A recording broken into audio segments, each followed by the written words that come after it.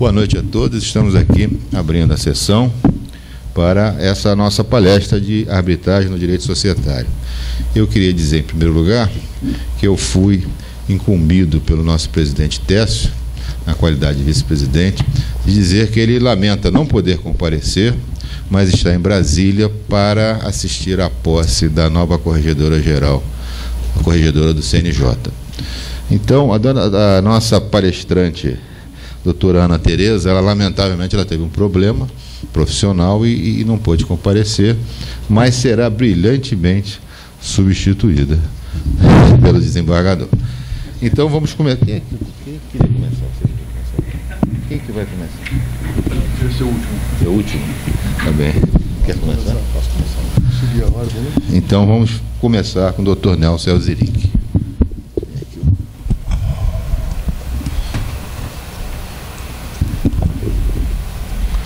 Boa noite. Em primeiro lugar, é um grande prazer estar aqui entre colegas e amigos, amigas. E nós vamos fazer algumas observações, inclusive muitas de ordem prática, auridas da nossa experiência profissional, sobre a arbitragem no direito societário. Essa é uma matéria que vem passando por um desenvolvimento notável. Quer dizer, quem milita no setor sabe que boa parte das questões de direito societário, eu diria quase todas, são resolvidas hoje pela via arbitral. E isso vem trazendo algumas discussões importantes, inclusive uma reforma na lei, que nós vamos aqui referir. Então, nós vamos tratar desse tema, primeiro, no que diz respeito aos acordos de acionistas, depois, com relação aos estatutos das sociedades anônimas, e, finalmente, se tivermos um pouco de tempo, se não, podemos deixar para a parte das perguntas, a aplicação da arbitragem em matéria de operações de reorganização societária. Quando se trata da discussão da aplicação da arbitragem no direito societário, uma primeira questão importante se refere às vantagens da utilização da arbitragem com relação à jurisdição. A primeira delas é que a arbitragem normalmente é mais célere. Embora nós tenhamos um custo maior, ela normalmente é muito mais rápida do que a discussão na via judicial. Os árbitros são escolhidos pelas partes, então, usualmente têm mais conhecimento da matéria. A prova é produzida de uma maneira bastante flexível, quer dizer, as partes e os árbitros, eles combinam como será a produção das provas. Os depoimentos podem ser ao vivo, por escrito ou videoconferência. Eu já tive a oportunidade de, numa arbitragem, ter um depoimento por videoconferência de uma testemunha que estava no Japão, falando inglês. Evidentemente não foi muito produtiva a sessão, porque praticamente não se entendia nada, mas de qualquer sorte foi uma possibilidade de termos ali uma testemunha falando numa distância muito grande e ali presente pela videoconferência na arbitragem. É possível a prova teórica, ou seja, podemos ter o expert witness, quer dizer, a testemunha de direito, que pode, inclusive, participar das sessões, pode ser chamada a dar a sua opinião técnica, que é uma figura um pouco mais ativa, digamos, que a do parecerista comum. O parecerista comum normalmente dá o seu parecer e depois considera o seu trabalho findo. A expert witness comparece diante do tribunal arbitral, responde às perguntas, algumas vezes até de uma forma bastante incisiva por parte dos árbitros. Quer dizer, se alguém já participou em arbitragens conduzidas principalmente com advogados norte-americanos, deve ter tido a desagradável experiência de, sendo expert witness, ser submetido a uma verdadeira sabatina, inclusive com perguntas muito rápidas, muitas vezes contraditórias, para ver se apanha a testemunha teórica em contradição.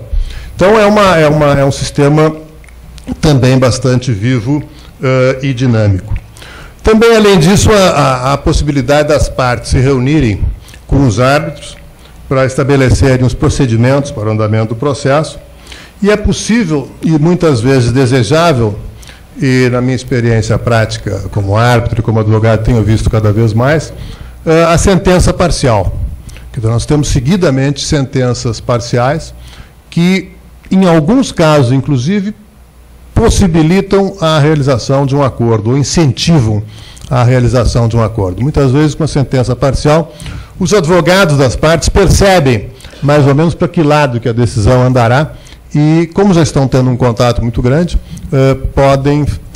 isso pode facilitar a realização de um acordo. Então, é um procedimento mais flexível e muito mais compatível com o direito societário. Por quê? Porque não é concebível que nós tenhamos uma decisão em matéria de direito societário que possa levar 8 a 10 anos. Quer dizer, isso é absolutamente incompatível com a dinâmica empresarial.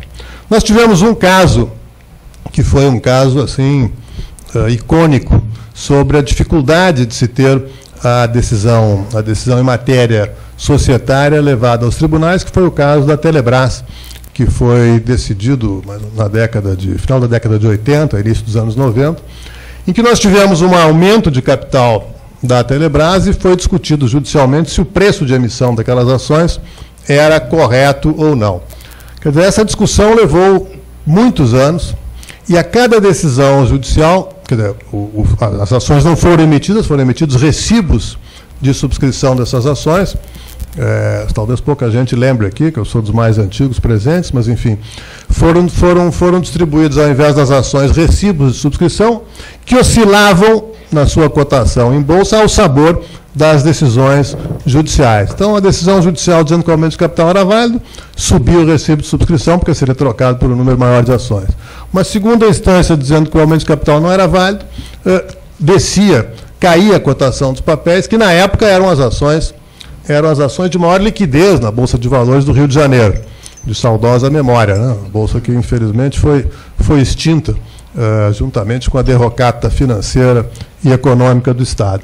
Mas, de qualquer sorte, foi uma discussão judicial que se arrastou por quase 10 anos, ao longo dos quais muitas pessoas ganharam muito dinheiro em função de informações confidenciais, outras perderam, e o processo de formação dos preços dessas ações foi absolutamente caótico. Então, a dinâmica das relações societárias é muito mais compatível com a arbitragem, que vem, então, tendo um desenvolvimento bastante grande nesse setor. A primeira questão, que é muito importante, se refere à utilização da arbitragem em acordos de acionistas. Na minha experiência, eu há muito tempo que não vejo um acordo de acionistas que não prevê a cláusula de arbitragem. Praticamente todos eles prevêem. A grande dificuldade e o que deve ser enfrentada é a questão da necessidade absoluta de se ter no acordo de acionistas uma cláusula de arbitragem cheia, ou seja, com a designação da Câmara. Isso uma fonte certa de problemas, a inexistência de cláusula compromissória cheia em acordo de acionistas. Porque vai ficar discutindo, como nós temos hoje um caso que é público, está sendo discutido agora no STJ, em que a cláusula compromissória não estabelecia a Câmara. Então, vai se discutir anos para saber qual é a Câmara competente. Às vezes, nós temos no acordo de acionistas uma Câmara, nós temos no Estatuto da Companhia outra. Então, há um conflito aqui sobre saber qual a Câmara competente, e nós não temos uma instância superior que vá dirimir essa questão de dupla competência de câmaras de arbitragem. Então, a primeira recomendação que se faz no acordo de acionistas é que determine com bastante clareza qual é a Câmara aplicável. Esses acordos de acionistas usualmente vão tratar ou do direito de voto, ou da preferência, no caso de venda de ações a terceiros, né? Os demais acionistas normalmente têm o direito de preferência, ou do poder de controle, do exercício do poder de controle. Esse talvez seja o tipo de acordo mais usado atualmente em sociedades que têm o controle compartilhado. Nós tivemos na década de 90, principalmente no período da privatização, várias sociedades até então de economia mista, cujo controle foi alienado, né, pelo Estado, para diferentes participantes. Em geral, nós tínhamos um banco, uma sociedade operadora e fundos de pensão. Em geral, em 3 partes compravam o controle daquela companhia e firmavam, então, um acordo de controle. Quer dizer, o acordo, no caso da sociedade com controle compartilhado. Por que compartilhado? Porque nenhum daqueles acionistas sozinho pode deter o poder de controle. Um tem 20%, o outro tem outros 20%, o outro tem 20%. Então, os três juntos, firmando um acordo de acionistas, passam a deter o poder de controle. Essa modalidade de controle acionário é fonte também de alguns problemas, alguns deles nós temos visto sendo trazidos à arbitragem, no que se refere ao processo de tomada de decisão. Porque a decisão tomada pelo bloco de controle, via de regra, é na reunião prévia. Quer dizer, antes da Assembleia Geral, os acionistas sentam, discutem e chegam a uma decisão com relação ao voto que levarão à Assembleia Geral. Então, o locus de poder não é mais a Assembleia Geral, mas é essa reunião prévia, né, onde os acionistas sentam, discutem e deliberam, e o voto deles será expresso de parte de todos os acionistas integrantes do acordo na Assembleia Geral. Aquele que tiver o voto vencido, pouco importa, porque o voto dele será contado junto com os demais votos dos integrantes do bloco de controle. O grande problema que nós vemos com relação a esses acordos, que às vezes são trazidos à discussão arbitral, é o fato de que não há na lei das SA uma linha sobre a reunião prévia. Essa matéria não é tratada na lei. Essa questão surgiu, de fato, após a promulgação da Lei das Sociedades por Ações. Então, a matéria é toda tratada nos próprios acordos de acionistas. Então, é outra fonte bastante comum de contencioso societário durante uma época arbitral hoje, a discussão sobre a reunião prévia. Como é que se convoca a reunião prévia, como é que se realiza a reunião prévia, como é que se contam os votos na reunião prévia, como é que se lavra o voto dissidente na reunião prévia. Então, é fundamental que nesses acordos de controle compartilhado se discrimine detalhadamente o funcionamento da reunião prévia. Mesmo porque há muita discussão sobre quais os dispositivos da lei das SA que se aplicariam no silêncio do acordo. Seriam aqueles referentes à Assembleia Geral, seriam aqueles referentes ao Conselho de Administração. Então, o conselho que se dá é que se discipline detalhadamente todos os aspectos da reunião prévia. Quer dizer, como se fosse uma mini-assembleia prévia à Assembleia Geral, na qual todos esses detalhes referentes à convocação, forma de apuração dos votos, lavratura de ata e daí por diante devem ser expressamente regulados.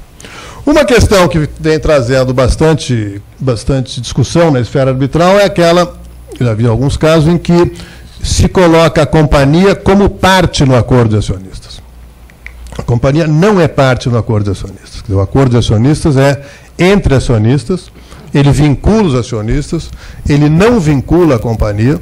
A companhia, eventualmente, ela pode ser obrigada a executar o acordo. Um acordo de direito de preferência, ela não pode registrar uma transferência de ações que tenha sido processada de forma diversa daquela constante do acordo, uma vez registrado na companhia.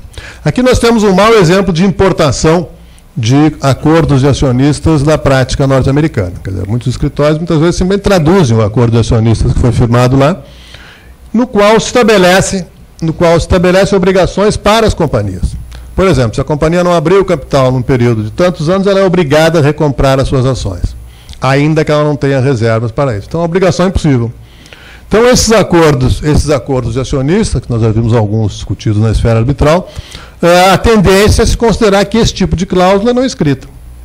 Quer dizer, não tem como vincular a companhia num acordo de acionistas em que a companhia, por definição, não é parte.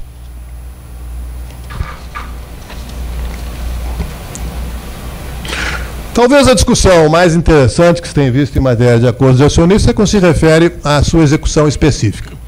Nós temos na lei das SA a previsão expressa de que o acordo de acionistas ele pode ter execução específica, desde que prevista, na forma do Código de Processo Civil. Durante algum tempo se discutiu se essa execução poderia se dar também na via arbitral. Hoje esse ponto é pacífico. Então, os acordos de acionistas que são levados à arbitragem, eles podem ser objeto de execução específica na via arbitral. Daí, então, outra recomendação é que se seja o mais detalhado possível com relação às cláusulas que serão objeto de execução específica. Quer dizer, se for um acordo de preferência na compra de ações, que se diga expressamente como se dará o exercício do direito de preferência. Se for um acordo de compra e venda de ações, que se diga como se dará o processo de formação do preço. Se ele não for fixo, se for determinável, que se diga que os bancos tais ou quais dirão qual é o preço. Caso contrário, o árbitro não tem como fazer execução específica. Da mesma forma que o juiz não teria, quer dizer, não se pode deixar aqui praticamente nada em branco. Caso contrário, a execução específica vai se transformar em perdas e danos. Principalmente quando é obrigação de fazer, né? Nesses casos, tem que ser bastante preciso com relação a todos os elementos dessa obrigação para tornar, inclusive, factível o trabalho do árbitro. Uma questão que vi 2 casos, pelo menos, em que também trouxe muita dificuldade para o árbitro, é aquela dos acordos de acionistas que tem a cláusula de buy or sell, quer dizer, a cláusula que prevê que, em caso de conflito entre os acionistas, um dos dois tem que comprar a participação do outro, né? Um dos dois tem que lançar uma oferta, ou o outro compra por aquele preço ou vende por aquele preço. E essas cláusulas em companhias abertas são foco de grande problema, porque muitas vezes o exercício da compra pode acarretar uma compra de controle, né? Acarretando a compra de controle, o adquirente vai ter que fazer uma oferta pública para todos os acionistas minoritários. Ou seja, esse tipo de cláusula, então, de buy or sell é recomendável somente em companhias fechadas. Nas companhias abertas, não se recomenda, porque o conflito, a solução do conflito, pode se transformar num conflito muito maior, com um custo muito maior que fazer uma oferta pública para todos os acionistas minoritários. Esses são os principais pontos que vêm sendo objeto de discussão em matéria de acordo de acionistas. Pelo menos assim, na minha experiência, são os principais aspectos e que vêm sendo discutidos na via arbitral. E hoje, como eu estava referindo antes, é praticamente impossível se verificar, ou muito pouco usual se verificar um acordo de acionistas em que não se tenha a previsão de arbitragem, principalmente entre grandes empresas. Outro setor em que se discute bastante a questão da arbitragem é com relação à sua inserção nos estatutos das sociedades por ações. Da mesma forma, nos contratos sociais de companhias limitadas. A lei das SA, quando foi alterada, em 2001, artigo 109, parágrafo 3º, ela estabeleceu a possibilidade do estatuto conter uma cláusula arbitragem, a cláusula compromissória estatutária. Quer dizer, a lei, nesse momento, ela não inovou muito, porque já tinha muitas companhias com cláusulas compromissórias estatutárias. Apenas não havia previsão legal, mas, enfim, havia possibilidade de se inserir no estatuto. Aqui nós tivemos uma evolução um pouco diferente dos demais países, ou de alguns países. Quer dizer, no Brasil, a maior parte das companhias inserindo cláusula de arbitragem é de companhias abertas, mais do que companhias fechadas. Diferentemente de vários outros países. Quer dizer, na Itália, por exemplo, a companhia aberta não pode colocar no estatuto a cláusula compromissória, porque ela só é permitido a arbitragem em companhias fechadas, não em companhias abertas.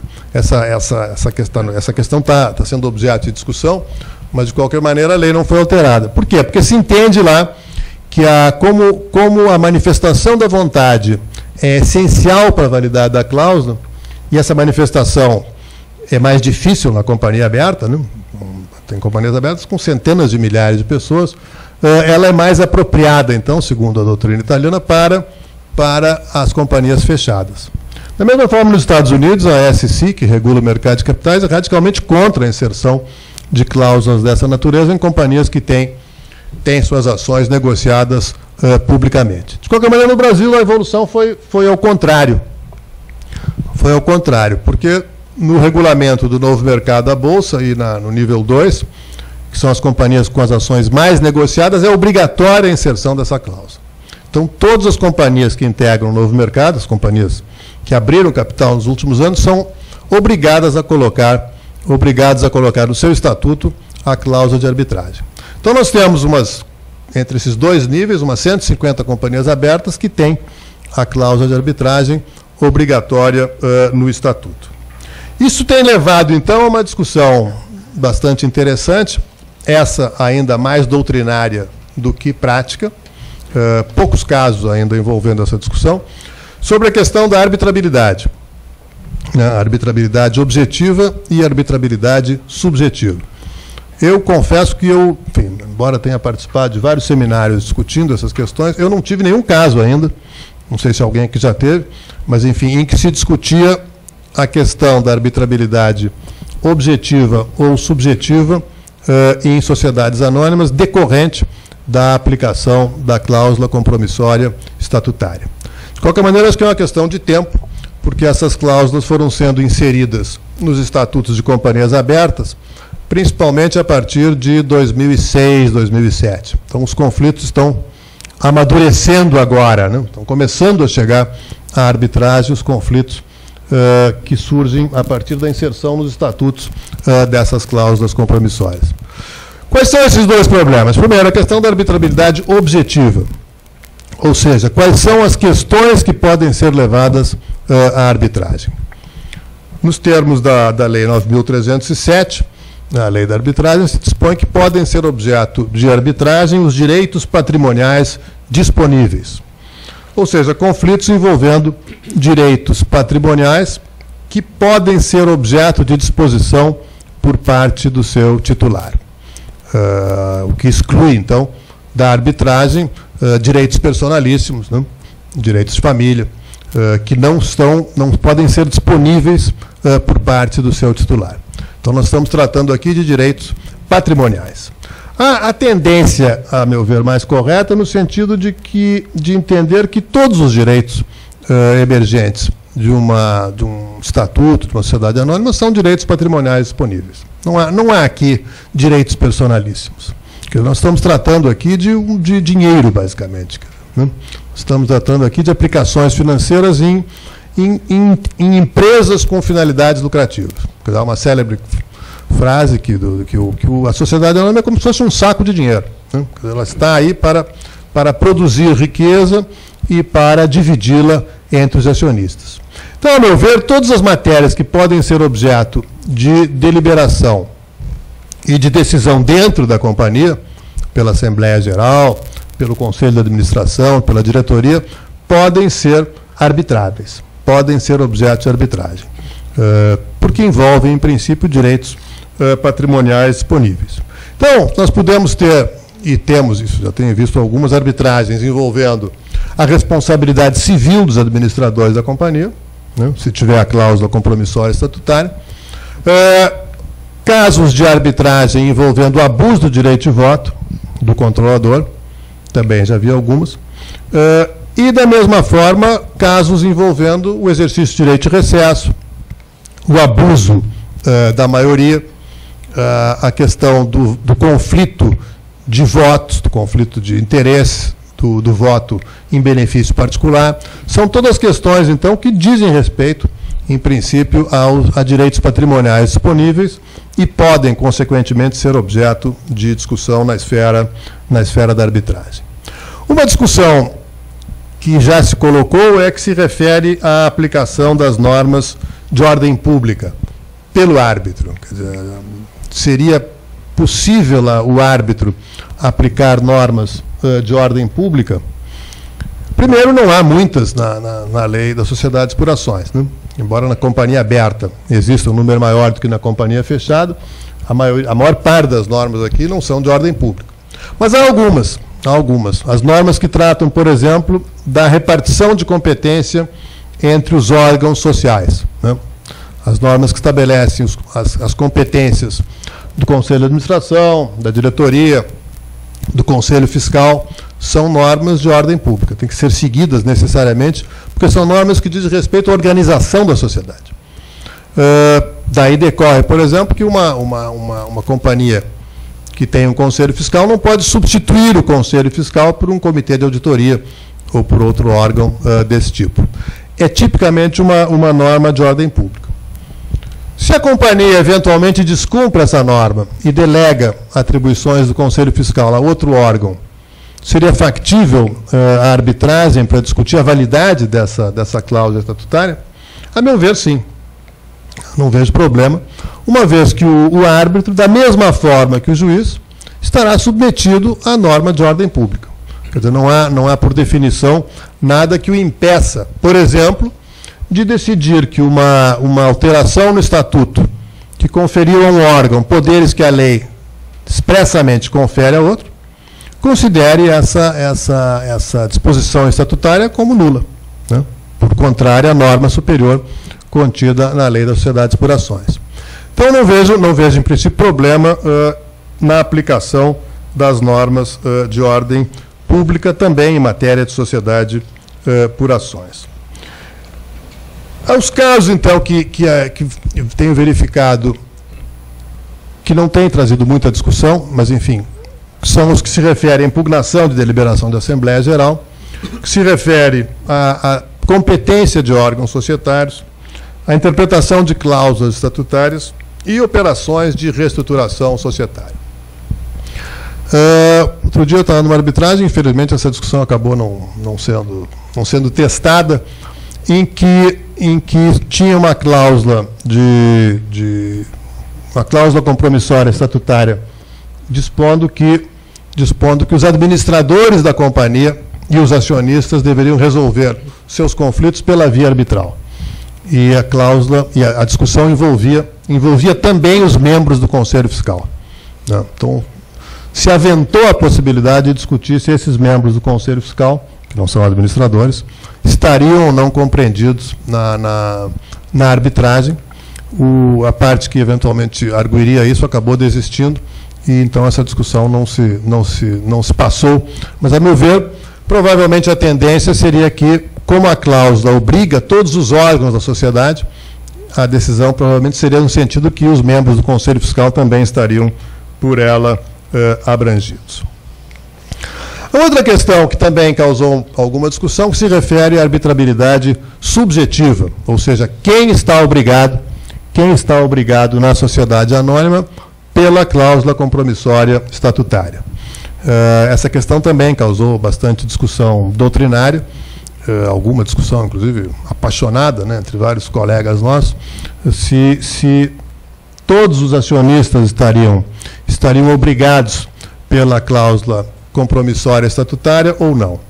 Essa questão é relevante porque a arbitragem envolve custos, muitas vezes elevados, né? Você obrigar, por definição, todos os acionistas a submeterem ao processo arbitral, com os custos que dele decorrem, pode ser um ônus excessivo. Então, depois de alguma discussão, e levando em conta que o consentimento é a chave da arbitragem, né? As partes levam a questão à arbitragem porque estão de acordo com isso, manifestam sua vontade nesse sentido, se chegou a um entendimento que, a meu ver, hoje é majoritário, no sentido seguinte: na Constituição da companhia, todos os acionistas se submetem à cláusula compromissória estatutária. Todos os acionistas que estão lá constituindo a companhia redigem o estatuto, participam dele e votam. Quem compra as ações depois, da mesma forma, porque ao comprar as ações já sabe que está aderindo a um estatuto que contém a cláusula compromissória estatutária. A discussão maior que se colocou foi referente aos casos em que se altera o estatuto para inserir a cláusula de arbitragem.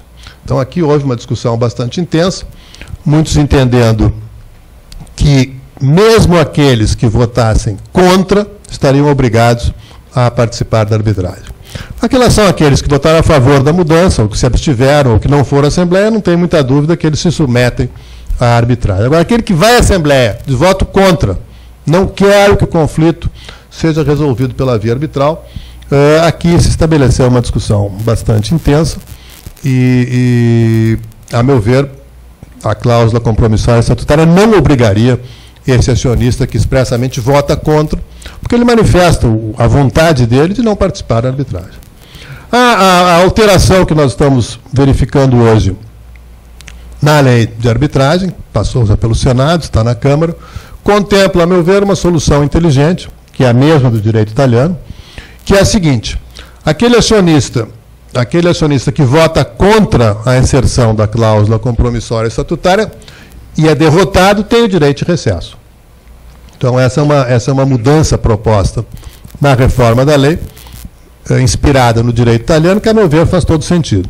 Doravante, nós teremos, uma vez, então, promulgada a lei, a cláusula compromissória estatutária obrigará a todos, mesmo aqueles que votam contra, os quais têm o direito de se retirarem da companhia por não concordarem com essa alteração estatutária. Dessa forma, então, se concilia o princípio da manifestação da vontade, que é essencial da arbitragem, com a necessidade de nós termos um estatuto que obrigue todos os acionistas a seguirem o procedimento arbitral. Então, ficaria bastante difícil nós termos uma mesma questão societária em que alguns acionistas, enfim, se submetem à instância arbitral, outros levam a questão ao judiciário, podendo ter então decisões contraditórias. Finalizando, o que nós temos observado, além da enorme evolução da arbitragem em matéria societária, é a aceitação por parte dos tribunais. É inequívoco que os tribunais têm aceito, quase unanimemente, a validade e a legitimidade da decisão arbitral, principalmente em matéria de direito empresarial. Então, nós estamos hoje no momento claramente em que há uma evolução muito grande do Instituto, particularmente no direito empresarial e no direito societário. A meu ver, um movimento irreversível, não se tem como sustar esse movimento, cuja única maior desvantagem, a meu ver, é o fato de não se formar uma jurisprudência em matéria societária. As decisões arbitrais não são públicas, não são conhecidas, então o direito societário, do ponto de vista da jurisprudência, pouco avança com a arbitragem. Ele é um direito mais prático, mais rápido, mais coerente com a dinâmica empresarial, mas de menor evolução se comparado à jurisprudência judicial. O que algumas câmaras têm feito, a Câmara de Arbitragem do Mercado começou esse procedimento, é estabelecer normas de publicação das decisões em forma de ementas, sem mencionar o nome das partes, nem o nome dos advogados, de tal forma que se resguarde o sigilo. Esse, a meu ver, é uma evolução que possibilita a conciliação, então, do lado prático do Instituto, da dinâmica do Instituto, com uma evolução do direito societário. Enfim, ficando aqui dentro dos 30 minutos e mesmo tendo corrido o risco de ser um pouco sintético demais, mas, enfim, eu encerro por aqui e agradeço a paciência de vocês. Muito obrigado.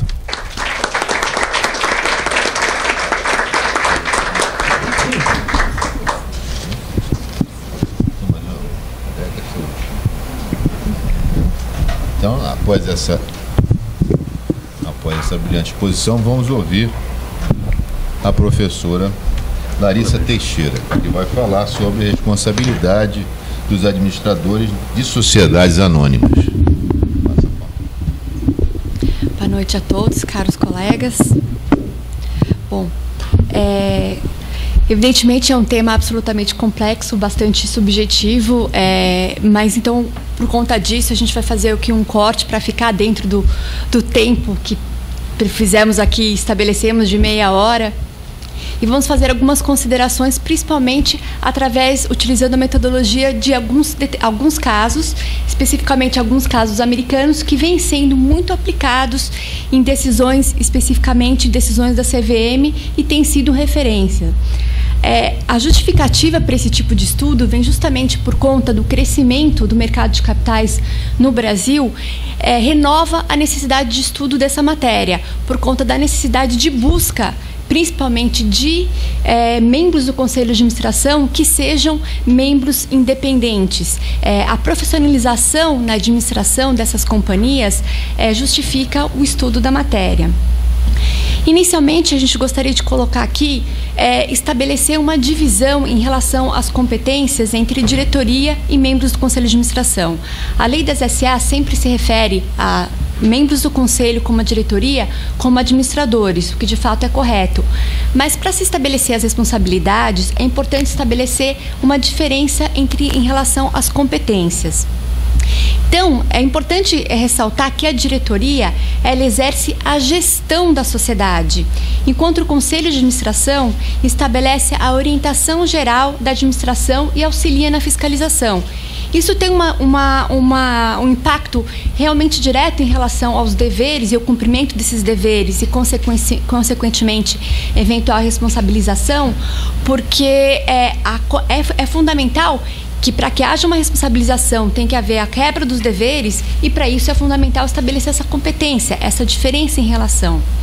Nesse conceito e nessa linha, nós temos em especial um caso americano muito antigo, que é o caso Bates versus Dressler, que na verdade discutia justamente isso, demonstrava a diferença em relação ao membro do Conselho de Administração, que vai ter sim um distanciamento em relação à administração da sociedade, em relação à gestão da sociedade. E nesse contexto, é muito importante verificar e destacar em cada caso situações como qual é a periodicidade de reuniões que aquele conselho tem. Dependendo quanto maior a periodicidade, maior é que se esperar uma aproximação em relação àquela administração. Se a periodicidade é menor, não há que se esperar um acesso tão rápido em relação às informações em relação àquela gestão. Isso é muito importante porque é fundamental que se criem incentivos para que profissionais e pessoas com notoriedade e independência se sintam à vontade para compor esses órgãos da administração da sociedade. Ainda é muito importante, pouco conversado, sobre a questão das expertises. É muito normal, quando se vai formar um conselho de administração, que se busquem pessoas com expertises distintas. Dentro desse contexto, também, o dever de cada uma dessas pessoas deveria ser medido ou levado em consideração nesse sentido. Um exemplo, se existe um engenheiro no membro de conselho de administração, é evidente que qualquer matéria que envolva um aspecto de engenharia, ele talvez necessite um maior rigor, uma maior diligência na aprovação daquela matéria. Diferentemente, se naquela mesma matéria, um membro do conselho de administração fosse um advogado, uma pessoa com uma formação jurídica. Essa pessoa precisa, na tomada daquela decisão, se amparar ainda mais nas posições de pessoas, de experts independentes naquela matéria. Ou seja, uma análise de uma posição de um terceiro independente vai ter uma força maior ou menor de acordo com a própria formação daquele membro do Conselho de Administração.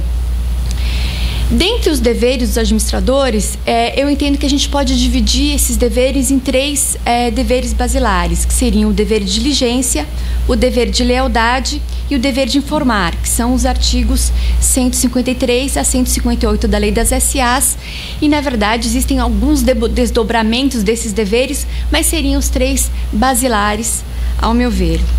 Então, aqui, como a gente percebe claramente a inspiração do nosso legislador do direito americano, no Duty of Care e no Duty of Loyalty, esses dois principais standards, ou padrões advindos de lá.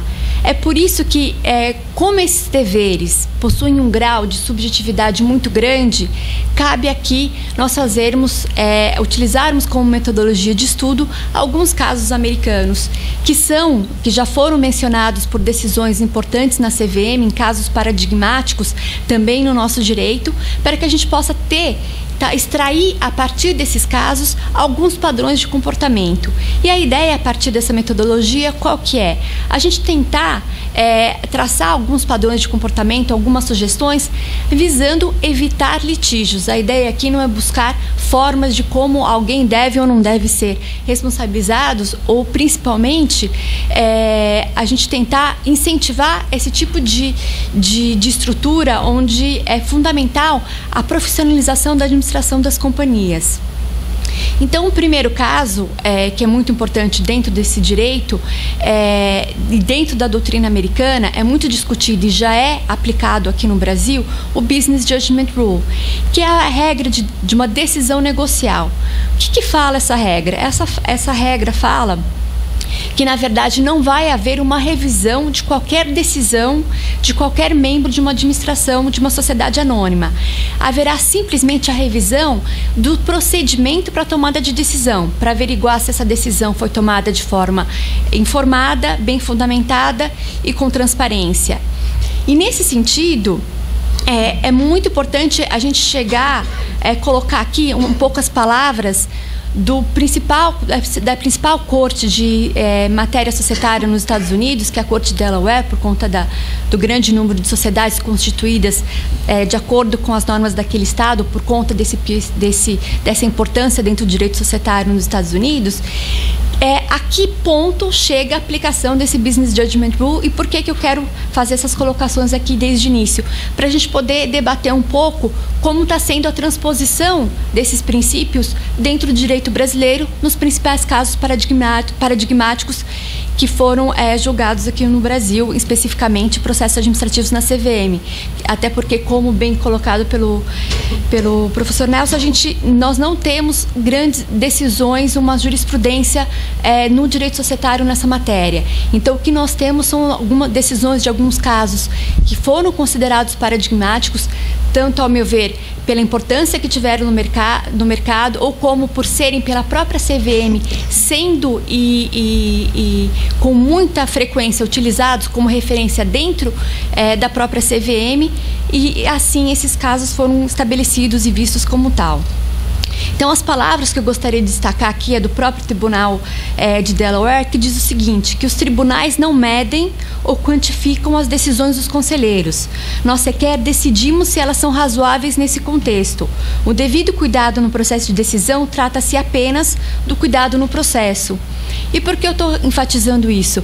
Porque geralmente, os problemas, quando colocados, eles são colocados depois que ocorreram.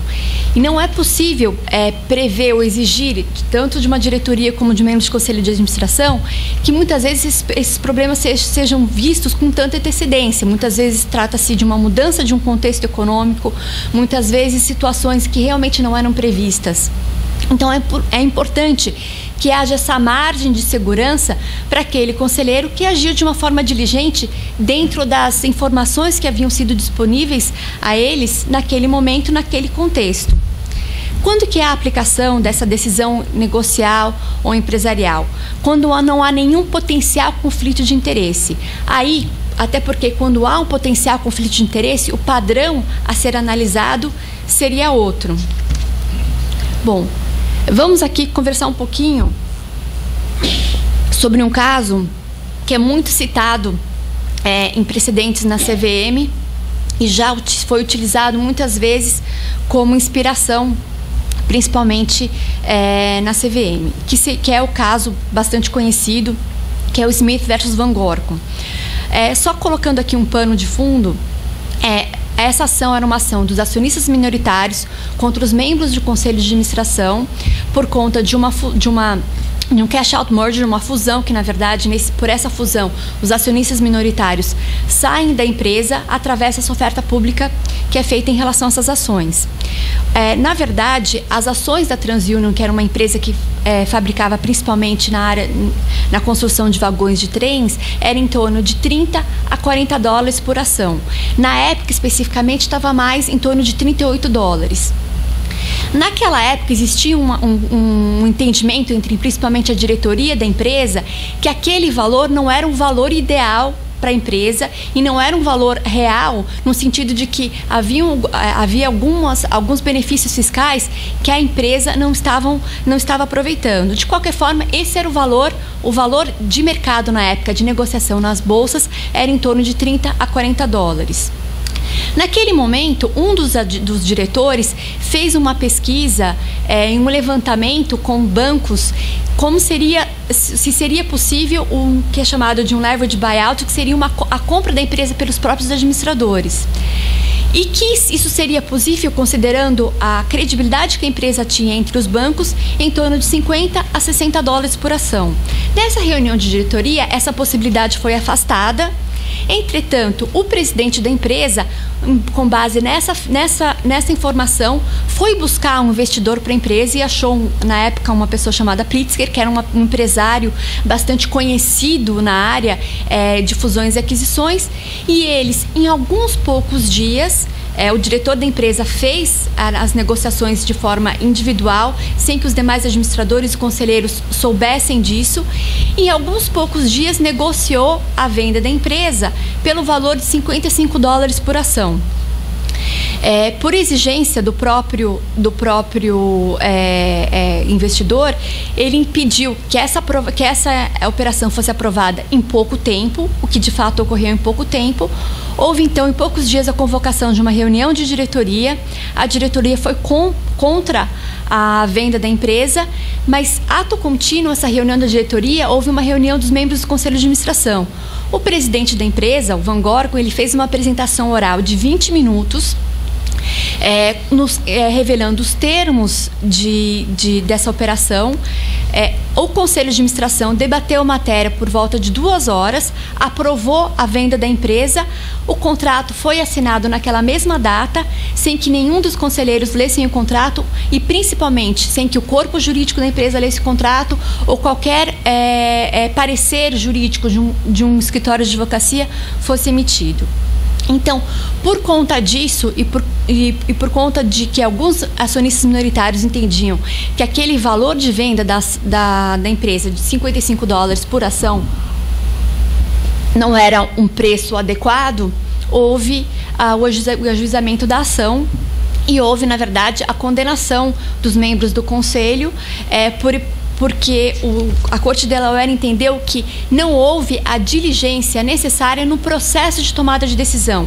Considerando que a empresa não estava em crise, 20 minutos de exposição oral e 2 horas de discussão não seria o suficiente para tomar uma decisão fundamentada, com a calma que uma decisão dessa exigiria, considerando que a empresa não estava em crise. É importante enfatizar isso, porque às vezes numa situação de crise, decisões precisam ser tomadas com muita rapidez.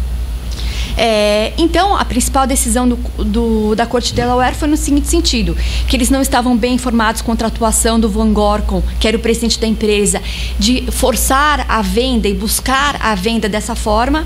Eles não estavam bem informados quanto ao valor intrínseco da companhia, principalmente no sentido de que não teria havido uma avaliação efetiva do valor da companhia e considerando as circunstâncias do caso, eles poderiam ter tomado um pouco mais de tempo a aprovar a operação do que apenas as 2 horas de debate.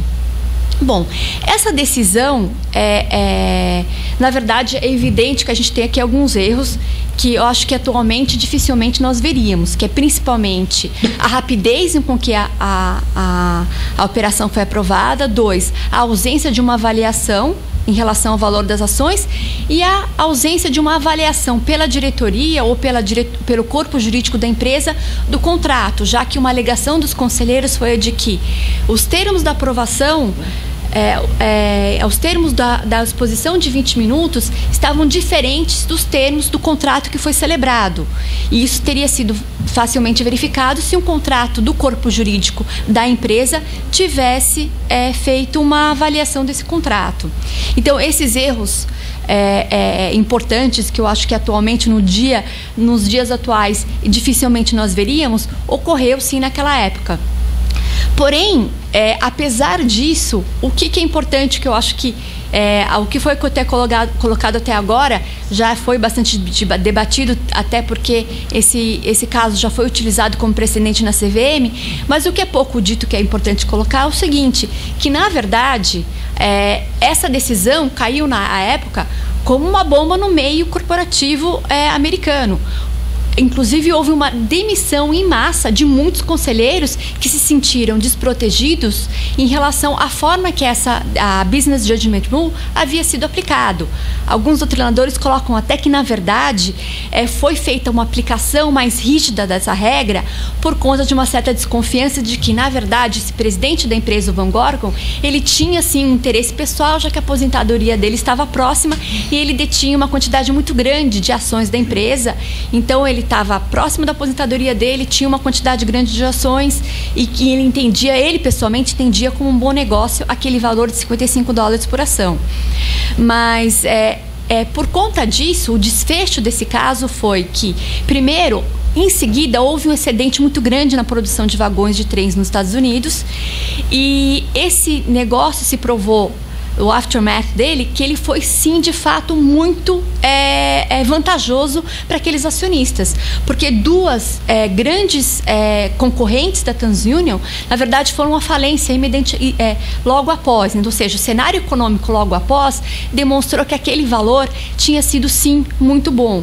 Além disso, a maioria do mundo empresarial americano entendia mais pelas colocações do juiz dissidente à época, e que ele dizia o seguinte, o juiz dissidente desse caso, que na verdade muitos estavam subestimando a capacidade dos conselheiros naquela época, e para isso ele chega a listar o currículo de todos aqueles conselheiros, e lá existiam pessoas que eram formadas e professores adjuntos de Stanford, de Yale, pessoas com uma vasta experiência em conselhos de administração, não só da TransUnion, mas como de muitas outras empresas, ao aprovar aquela operação, e que foi, ao longo depois, se provou uma operação bastante interessante. E principalmente, acho que sob o aspecto jurídico, o principal impacto dela é que, justamente por conta dessa preocupação que houve e dessa necessidade de trazerem membros independentes e uma administração independente para essas sociedades, é que houve uma mudança na legislação societária de Delaware, e depois essa mudança foi seguida por muitos outros estados, possibilitando a previsão nos estatutos das companhias, restringindo a possibilidade de responsabilização de membros do conselho a casos de quebra do dever de lealdade, casos onde houvesse o dolo ou uma conduta dolosa intencional. Então, é muito importante que, apesar do paradigma desse caso, ressaltar a mudança da legislação americana após esse caso, justamente para proteger administradores, para que eles pudessem tomar decisões. Até mesmo porque o conceito que se tem é que é importante tomar decisões, que se tem esse espaço para administradores, porque muitas vezes são decisões de risco, sem a cautela do direito civil, que na verdade vão trazer maior lucro para as empresas, que é, na verdade, a finalidade principal dessas empresas e dos próprios investidores dessas empresas, a obtenção de lucro. Numa situação como essa, conforme colocado, que a gente analisa esses casos, principalmente para tentar prevenir litígios, porque litígios são geralmente danosos tanto para a empresa, como para os minoritários, como para os controladores, para qualquer aspecto de uma companhia. Então, nesse mesmo caso, quais posturas que os administradores poderiam ter tomado, nesse caso os membros do conselho, para evitar, que poderiam ter evitado o desfecho desse caso? Seria a elaboração de uma avaliação da companhia, a solicitação de relatórios para os diretores sobre o valor da companhia e recomendações, a elaboração de um resumo, de um quadro resumo na aprovação, para que ficasse claro quais foram os termos efetivamente aprovados pelo conselho, já lembrando que nesse caso os conselheiros reclamaram do termo, dos pontos que foram aprovados na reunião e dos termos do contrato. a forma de redação da ata do conselho, detalhando os debates existentes, os debates que foram colocados. E eu falo isso porque quem aqui já não passou por isso, eu mesma já fiz isso, até porque muitas vezes assim é pedido ata do conselho de administração, que aquela redação padrão. A matéria foi colocada em discussão, discutida e aprovada por unanimidade dos presentes, ponto final. Sem a colocação de quais foram os pontos de debate levantados durante aquela reunião, e que muitas vezes esse debate que vai demonstrar a postura diligente pelaquele membro do conselho. Então, e é importante ressaltar isso, que essas posturas são aplicáveis não só em sociedades anônimas abertas, mas também em sociedades anônimas fechadas. Porque não é necessário, por exemplo, porque isso significa um custo maior, buscar necessariamente a busca por experts independentes, auditores independentes ou conselheiros independentes. O próprio corpo jurídico da empresa pode dar esse parecer, ou um diretor financeiro da empresa poderia dar esse parecer, até porque senão a gente poderia, dependendo do caso, os custos para buscar esses experts independentes poderia ser muito grande, mas aí a análise de até que ponto seria necessário depende de caso a caso, do tamanho da empresa e do tamanho da operação. Outro caso que é outro caso americano, que é bastante citado, já foi citado também muitas vezes em precedentes, nas decisões da CVM, é o caso Francis versus United Jersey Bank. Nesse caso, a gente tem uma situação de uma empresa que é familiar, porém, ela era uma empresa, uma corretora de resseguros.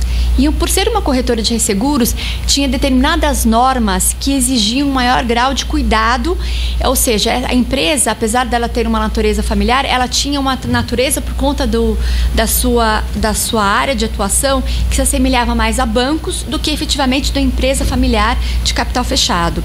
E ela tinha uma exigência legal que era a segregação dos valores advindos do Premium e Loss Funds da contabilidade da empresa. Era uma exigência legal essa segregação.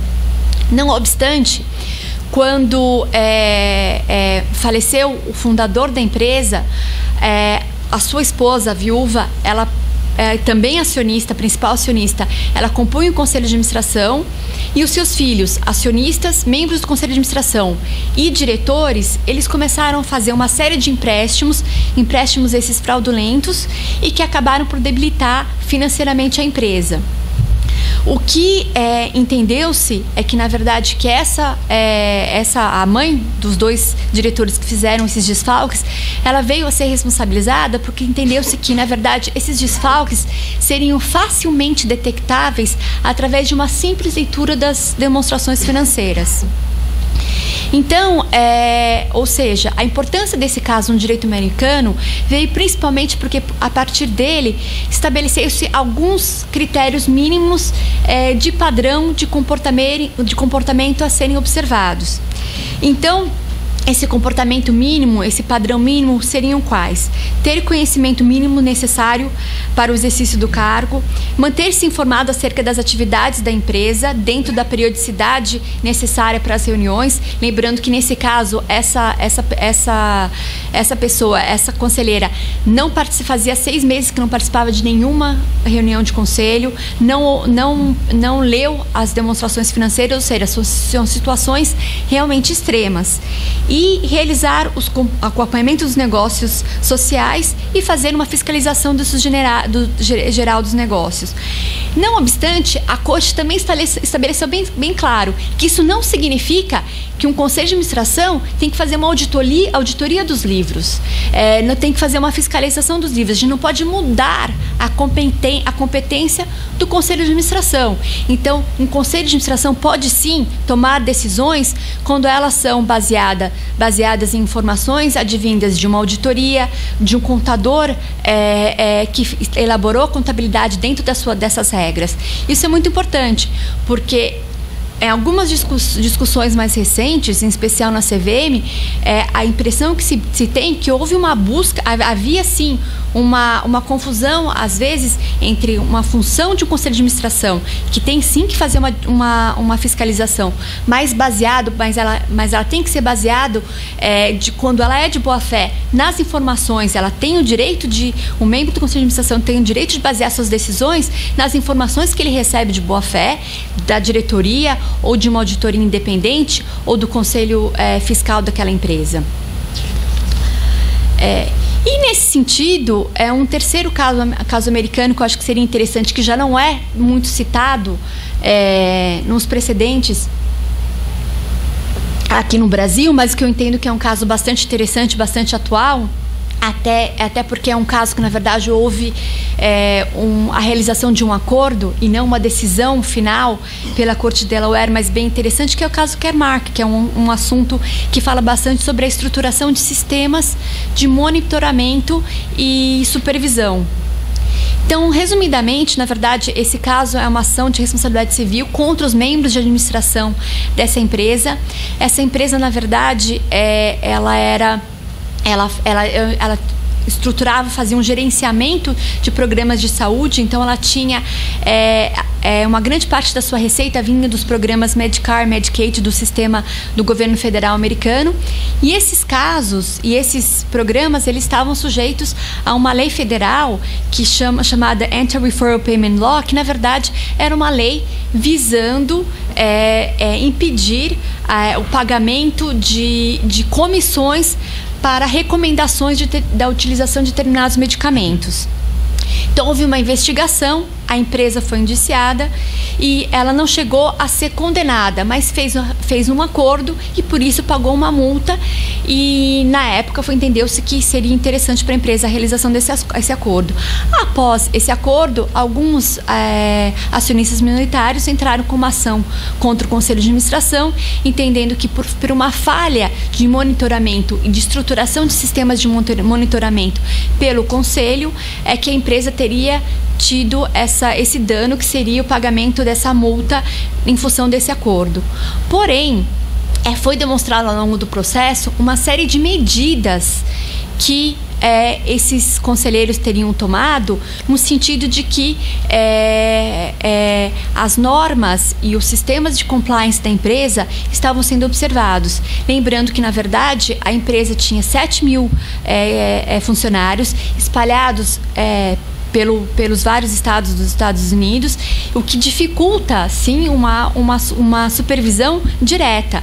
E que esses sistemas de monitoramento que haviam sido implementados pelo Conselho de Administração, eles demonstravam que aquele conselho havia, sim, sido diligente. Além disso, ao longo de todos esses processos, houve sempre o Conselho sempre chamou a diretoria, pedindo que a diretoria desse a sua posição em relação à observância das normas de compliance da empresa.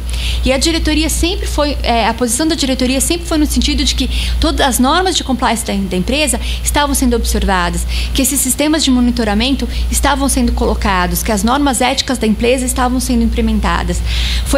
Houve até mesmo a contratação de um auditor independente, da Pricewaterhouse, e a conclusão dessa auditoria foi no sentido de que os sistemas de monitoramento e de compliance da empresa eram, sim, sistemas bem estruturados, tinham eficácia, e, por conta disso, o acordo final da empresa, nesse caso, foi simplesmente um enrijecimento maior nesse sistema de monitoramento. Mas as decisões importantes, nesse caso, as ponderações feitas pelo juiz, nesse caso, são bastante interessantes, no sentido de que o juiz ponderou que o sistema de monitoramento adotado pela empresa tem que ser protegido pelo Business Judgment Rule, ou seja, pela regra de decisão empresarial.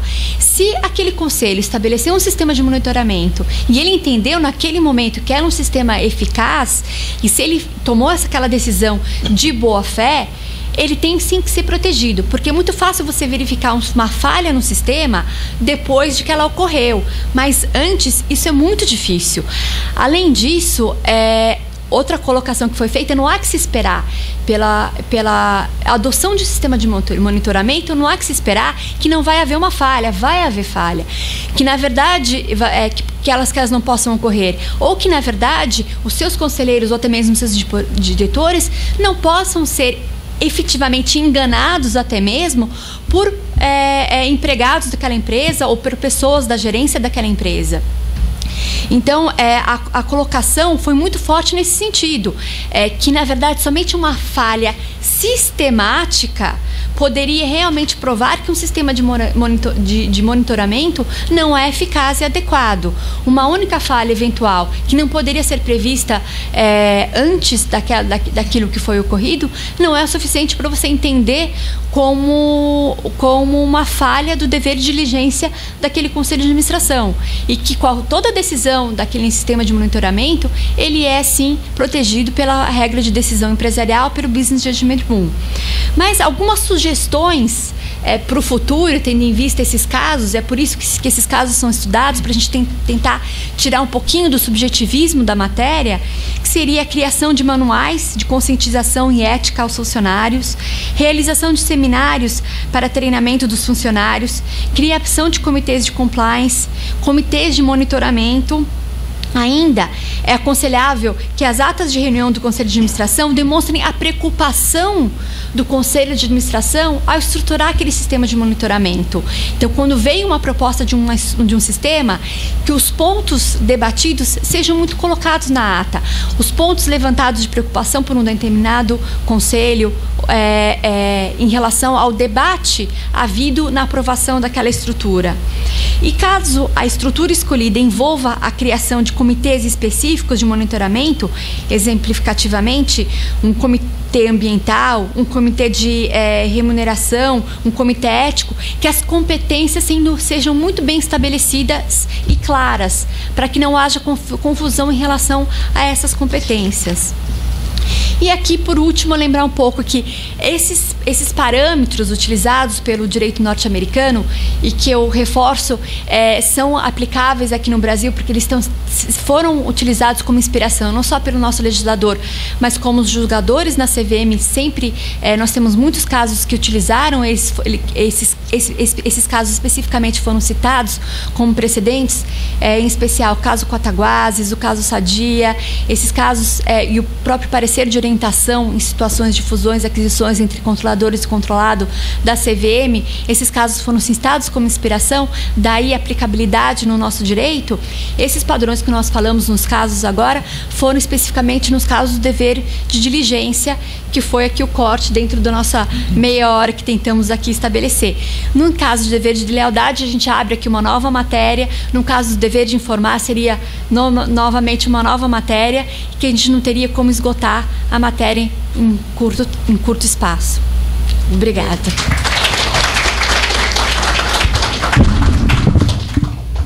Então, agora, por último, mas não menos importante, teremos a palavra do nosso desembargador André Fontes.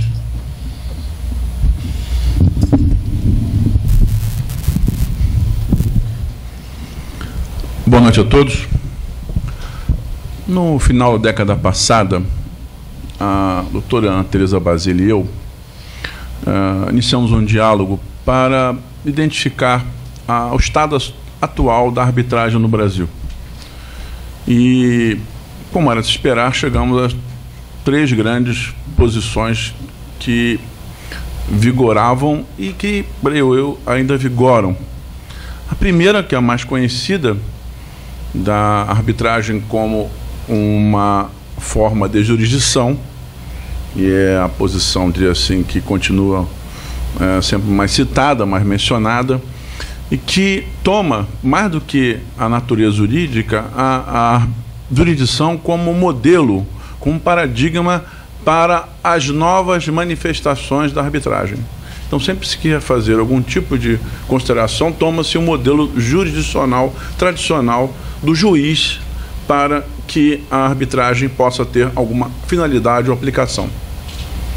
Essa é a primeira posição que mais ou menos está estabelecida. A segunda posição, e nós escrevemos um artigo a esse respeito, um artigo que teve uma ampla divulgação, ressalvava que, a despeito das várias modificações, um grupo dava ênfase ao aspecto contratual, talvez ao aspecto negocial, ou seja, o que estava em jogo ali era a vontade das partes, o desejo das partes em dar um sentido ou uma aplicação nos termos propostos por elas. Então, essa segunda perspectiva, que tem sido tomada como a partir da noção de contrato, é muito mais que um contrato, em algum momento nem é um contrato, acho que é um negócio jurídico mais amplo, com propósitos de ressalvar sempre que o interesse dominante é o interesse dos litigantes ou daqueles que pretendem pôr uma solução no problema em questão. Essa segunda posição acaba, eu diria assim, quase que polarizando com a primeira. Só que há uma terceira posição também, que acaba não sendo destacada, mas que é uma terceira posição, e que dá ênfase no aspecto negocial, contratual, no início da formação da arbitragem, e depois, com a sua instituição, ela acaba se tornar ou assumir o caráter jurisdicional. Seriam dois momentos, e aí alguns chamam isso de teoria mista, porque ela abrange a primeira posição, a da jurisdicional, para a primeira parte, para a segunda parte, e a primeira parte é a formação dela, de forma que nós teríamos uma terceira posição, uma posição mista, diria assim, que seria de dois momentos, mas que em nada difere da ideia que seria a primeira e a segunda de alguma forma combinadas. Por isso a expressão teoria mista. Essa preocupação nossa vinha porque outros autores agregavam a essas teorias uma série de outros dobramentos. Mas, ainda assim, o objetivo da conclusão foi de que havia, de fato, três posições naquele momento. Então, nós publicamos o trabalho e uma divulgação ampla, até que, já depois do trabalho bastante divulgado, nós chegamos ao seguinte, iniciamos um outro diálogo. Se nós sabemos que essa posição, ou essas três posições, assumiram no país, diria assim, a base dos argumentos, qual seria, a rigor, a ideia de arbitragem? O que seria, a rigor, a arbitragem? E nós fizemos um retorno à noção mais clássica e vimos que a arbitragem, inclusive, é anterior à jurisdição, e vimos que a jurisdição é um aperfeiçoamento, é um desdobramento da arbitragem, e não o contrário, ou nem paralela. A arbitragem é anterior à jurisdição. Se nós fizermos um estudo histórico do direito romano, vamos ver que ela é anterior. E os livros são muito claros a esse respeito. Embora isso hoje em dia não esteja assim, muito, diria assim, consagrado na literatura mais técnica. Então, neste primeiro momento, e publicamos esse texto, nós apresentamos a noção do Estado atual. Mas a nossa discussão e base do diálogo é o seguinte: bom, isso é o que dizem, mas o que seria a rigor? E nós ficamos num longo diálogo e tentamos construir uma terceira ou uma quarta situação de demonstração, claro, que se passava no Brasil. E nós não chegamos a nenhuma das três posições. Ou seja, não era uma verdadeira jurisdição, porque o problema jurisdicional passava pela noção de Estado e haveria dificuldade. Não seria um problema meramente negocial, porque os poderes, às vezes, são contrários aos próprios negociantes, contrários às partes, contrários aos que firmam a arbitragem. Então, não teríamos sentido uma solução que fosse contrária ao próprio, aquele que desencadeou. E também não é uma posição clara a ideia de uma mistura das duas, a terceira posição. E aí ficou a dúvida, e nós tínhamos interesse em publicar uma segunda visão do problema, além da visão meramente descritiva, e apresentamos um trabalho, que foi publicado também, continua na internet, amplamente divulgado. Dizemos o seguinte: olha, falo por ela aqui, ela não está presente, mas eu chamo a atenção da seguinte forma: arbitragem, para nós, é arbitragem. Como? Arbitragem é arbitragem, não é jurisdição. Não é negócio, não é uma mistura dos dois. Ele é algo que tem que ser explicado, tem que ser entendido e tem que ser compreendido. Mas se nós partimos da noção de que nós já temos modelos rígidos sobre o que é a jurisdição para impor a arbitragem, Nós temos modelos rígidos de negócio para impor a arbitragem, modelos rígidos de mistura para impor a arbitragem, nós não chegaremos a lugar nenhum. Ou nós tomamos do ponto de vista a arbitragem pela arbitragem, ignoramos os paradigmas, ou nós não faremos outra coisa senão estender a noção desses paradigmas para a arbitragem. Esse texto também teve uma divulgação ampla e foi o texto que, diria assim, repercutiu como segundo momento, a segunda grande reflexão sobre a arbitragem. Então, numa pretensa, diria assim, conclusão inicial, nós daríamos uma ênfase, então, a algo que tem que ser construído, ainda que seja mais antigo que a jurisdição, mas não mereceu os mesmos estudos, consequentemente deveria receber o tratamento próprio, adequado, com natureza, sem prejuízo daquela velha crítica que se faz na faculdade de Direito, de que a única teoria que não é boa é a teoria sui generis. Já que nós vamos ao médico, o médico diz tudo que é uma virose e que é psicológico, ou seja, uma solução geral. Mas, nesse caso da arbitragem, a situação é muito delicada, porque do jeito que as coisas estão, nós estamos caminhando para os mesmos vícios da jurisdição, os mesmos vícios dos contratos, os mesmos vícios de mistura de institutos, sem uma definição clara. Então, partimos da noção que seria, claramente no texto, jurisdição é jurisdição, e dali teríamos de fazer os estudos. Também num debate, obviamente, doméstico, né? Sempre que nós estamos... É impossível nós não enfrentarmos problemas teóricos em casa, e vimos o problema das companhias, o problema dos minoritários, um debate muito intenso. E aí nós resolvemos também apresentar uma discussão do que seria esse Estado, novamente, o Estado atual do direito societário, para tentar fazer um segundo momento, mesmo parâmetro da arbitragem. Só que, né, é difícil fazer um debate apenas com fatos. Transcrever acórdãos e olhar acórdãos e ver qual a posição da jurisprudência, isso pareceu, me diria assim, um realismo um pouco ingênuo. Então nós fizemos um estudo mais, diria assim, intenso. Primeiro fizemos a seguinte pergunta: quem é que poderia ser o ponto de... o que poderia ser o ponto de partida do estudo teórico das companhias? E voltamos a Adolf Berle, o famoso Adolf Berle, que deu um trabalho conhecido, discussão antiga, e o resultado dessa discussão, leitura interna, doméstica, acabou sendo um texto conhecido, que foi a transformação da propriedade e o direito às companhias no Brasil. Nesse trabalho, nós mostramos novamente o paralelismo que fez Berle com a propriedade e a companhia. Porque isso significava o problema do poder, da exclusividade do poder, o problema que a propriedade traz e que a companhia revela de alguma forma. Esse texto era um texto também inicial de apresentação do problema. Seria o primeiro momento de discussão para tentarmos criar uma segunda versão.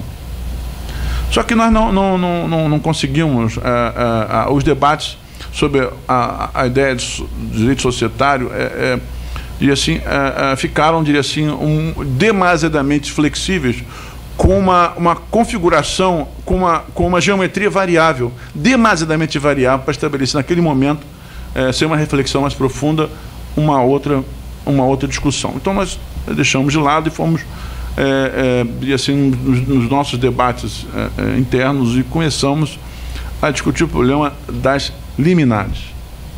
E por que das liminares? Porque quem é militante sabe, quem é advogado militante na área societária sabe que não é exemplo brasileiro, isso não é um problema do Brasil. O que eu vou dizer agora é um problema universal. O problema societário hoje está depositado na temática das liminares. Ou seja, é por meio da liminar e não com uma sentença trânsito em julgado 20, 15 anos depois que se encontra uma solução do problema societário, tomando a questão como uma forma mais ampla. Então, é a liminar que transfere poder, é a liminar que transfere controle, é a liminar que transfere a situação de um para outro. Ou seja, tem sido a liminar no Brasil a resolver o problema. Só que nós não temos no Brasil uma tutela diferenciada para tratar o problema societário. Tutela diferenciada, eu lembro aos senhores, que é um tipo de tutela jurisdicional com procedimento, ou com órgão jurisdicional, como é o caso dos atos especiais, ou uma vara específica, com liminares, com determinados atos no processo próprios para certos problemas. Vou dar um exemplo: mandado de segurança, uma tutela diferenciada, porque se não fosse mandado de segurança, não conseguiríamos resolver problemas específicos que o mandado de segurança resolve. O legislador não se preocupou, e isso é um problema real que existe no país, um problema próprio a exigir uma tutela judicional específica para o problema das liminares, por causa do problema societário, que no Brasil, em todo momento, está sujeito a essas discussões. Eu lembro que, historicamente, a Fiat originária, a Fiat italiana, a fábrica italiana de Torino, e o fundador, Giovanni Agnelli, ele permaneceu durante décadas na Itália a manter o controle por meio apenas de liminares. Esse é o caso mais típico e mencionado na literatura estrangeira, com as ressalvas da Fiat, que é uma companhia respeitável, mas que mostra bem como foi possível que um homem tinha mantido durante tantos anos um poder sem conclusões muito específicas. Eram todas baseadas em decisões provisórias, e foi com esse poder que foi mantido a Fiat durante muitos e muitos anos. E hoje, sabidamente, é uma potência baseada em decisões dessa natureza. Mas as liminares ela tem uma espécie de vocação para uma espécie, por sua vez, de rua de mão dupla, porque ao mesmo tempo que se consegue uma liminar em favor, acontece uma liminar em desfavor. Então, esse caminho, diria assim, de mão dupla, um caminho que leva ou que traz o problema, tem gerado dificuldades práticas muito grandes. Quem é advogado militante sabe disso, que muitas vezes os advogados vão para a Justiça Federal, por exemplo, com o propósito de confrontar decisões com a Justiça Estadual, como se fosse possível, já da natureza competente, as diferenças de competência entre as instituições. Então, nós temos visto decisões da Justiça Federal para confrontar, quando não muito, não para confrontar, mas para criar um ambiente próprio ou propício a que negociações surjam e possibilitem, de alguma forma, amenizar, diminuir ou fragmentar um poder de um ou de outro dentro da companhia. Então, essas situações, insisto em dizer, são reais e hoje criou-se uma espécie de mecanismo subsidiário de outro tribunal, outra justiça, ter que enfrentar o mesmo problema que é levado para uma vara empresarial, por exemplo, com o propósito de tentar confrontar a situação. Então, eu tenho a impressão que nós teríamos, então, numa versão do Estado atual, soluções provisórias e que são soluções, diria assim, que a todo momento são feitas e desfeitas, como é da natureza das liminares, pela provisoriedade e instrumentalidade imediata dos trabalhos e discussões apresentados. Essas discussões são muito claras e num ambiente que se propõe a ser mudado. E a solução que nós temos visto hoje, já foi mencionado pelo professor Nelson Ezeri, que é a questão da arbitragem no direito societário. Mas o problema é que nós enfrentaríamos novamente a discussão de liminares com o primeiro ponto hipotético. E a dúvida que se faz é a seguinte: haveria condição de se discutir liminares numa arbitragem? Há a literatura estrangeira dizendo que não, é proibido, porque o árbitro não teria o poder de império que o juiz teria e, consequentemente, não poderia fazer valer, por falta dessa coercitividade, a sua própria decisão. Então, se ele não tem poder de coercitividade, como é que seria possível uma liminar nesse âmbito? Só que a literatura, na verdade, tinha um argumento, diria assim, irretorquível, especialmente a literatura estrangeira, que dizia que o problema da arbitragem não é um problema só definitivo. Ou seja, não é o árbitro que resolve o problema em definitivo. Não é o árbitro que resolve o problema em definitivo de uma única maneira, entre aspas, numa única instância, de uma única forma, com um único pronunciamento. Lembrando que é isso. Se o árbitro poderia resolver em definitivo um problema, mas ele não poderia resolver provisoriamente o problema no mesmo campo de atuação. E essa noção prévia ao definitivo é ainda hoje reputada por todos os autores como fundamento determinante para se atribuir liminar, o poder de liminares ao árbitro. Ou seja, ninguém pode ter um poder maior e não ter o poder menor. Ninguém pode ter um poder definitivo e não ter um poder provisório. Então, a argumentação nesse sentido é tão grande que nós encontramos na literatura estrangeira, principalmente europeia, que tem se dado ao trabalho de tratar da questão de uma maneira mais ou menos como nós brasileiros tratamos, a partir do que seria o civil law, e preocupado com a arbitragem das relações com a jurisdição nessa perspectiva romano-germânica, ou seja, o sistema continental, como queiram chamar. Então, nessas relações, o argumento usado tem sido esse nos tribunais, tem sido esse na literatura, de que a questão da coercitividade cederia, ou seja, o árbitro não teria o poder de fazer valer suas decisões, se, ao mesmo tempo, ele poderia ter uma solução definitiva, porque não teria provisória. Mas se nós falamos, nesse caso, com o problema da possibilidade, o problema é saber a quem é destinatário, ou quem seria o destinatário. Afinal de contas, uma das características da arbitragem é a limitação aos sujeitos que firmaram, que deram origem à própria arbitragem. E de que maneira nós poderíamos imaginar, por exemplo, a arbitragem que pudesse ter efeitos além da arbitragem? Então, a literatura novamente vem em nosso favor e diz, olha, que haja uma solução provisória para problemas definitivos, isso ninguém discute. O problema é saber a quem se destinaria isso. E ninguém duvidaria, dos autores que sustentam essa posição, de que em relação aos integrantes, aos que firmaram, os que estão sujeitos à arbitragem, ela teria plena aplicação. A dúvida seria em relação a terceiros. E esse é um problema que continua pendente e continua a ser discutido, saber até que ponto a arbitragem pode ou não afetar terceiros. Eu tenho a impressão, antes de mais nada, que nós partimos na premissa errada no Brasil. Antes de mais nada. Primeira porque quando se fala em negócio ou contrato, primeiro, quem sustenta isso já está se autolimitando, porque nós sabemos que os contratos são pautados pelo princípio da relatividade, ou seja, ninguém além dos co-contratantes poderiam ser afetados pelo próprio contrato e, consequentemente, isso é aplicável à arbitragem. Isso, ainda que se discuta de outras formas, nós não teríamos outra maneira. Até se poderiam falar numa espécie de terceiro na arbitragem, se ele aderisse à arbitragem.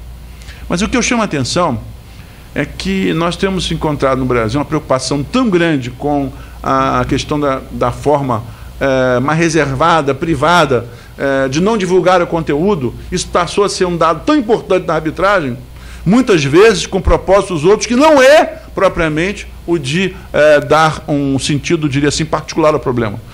Simplesmente para que o terceiro não saiba. Seja o terceiro um outro particular, seja o Estado, seja o fisco, o Ministério Público, quem quer que seja. Mas essa preocupação gerou problemas graves no Brasil. Primeiro, a falta de audiência pública em certas situações. Audiência pública e arbitragem, bem, a literatura estrangeira, novamente, eu venho utilizá-la como socorro. Isso, na literatura estrangeira, peço licença para dizer isso, é mais flexível em países que são mais preocupados com a forma privada do tratamento do problema do que em nosso país, que pretensamente teria a preocupação de dar um caráter público às questões, como o caso da jurisdição, mas se recusa a se fazer esse tipo de tratamento, de abordagem, que seria o da audiência pública. Então, essas discussões da audiência pública, que poderiam ser audiências públicas para os próprios integrantes da sociedade, para aqueles que poderiam sofrer efeitos, e ter esclarecimentos específicos sobre o problema. Por causa disso, é que nós não temos uma preocupação em si mesmada de se manter protegido e acabamos querendo nos manter protegidos com efeitos com terceiros. Obviamente, isso é uma contradição. O ideal seria que houvesse essa divulgação, essa publicidade, e aí sim comprometer terceiros, até mesmo com forma de intervenção na arbitragem. Isso não acontece porque há uma espécie de atitude quase que suicida, no meu entender, de achar que a arbitragem só diz respeito aos próprios interessados, mas que querem que o terceiro se submetam a ela. Obviamente, ninguém em sã consciência vai se submeter àquilo que desconhece. O desconhecido é tão pavoroso para o terceiro quanto para os próprios integrantes da arbitragem. Então isso não vai ter efeito prático nenhum. A solução seria ampliar o leque de atuação, comprometer pessoas, comprometer terceiros, a fim de que eles pudessem, de alguma maneira, comprometidos que são, atender os objetivos institucionais da companhia, que é atender o seu próprio objeto, que é essa a finalidade máxima dela, não é outra finalidade. Então, De que maneira nós resolveríamos isso? E qual seria a função dessa liminar? Já que estou com um prazo a esgotar, qual seria a finalidade dessa liminar, da liminar em matéria societária, em matéria de arbitragem? Qual seria? Uma única função, uma função maior. Os advogados talvez entendam melhor, os advogados militantes na área jurisdicional. Que o juiz é concentrado.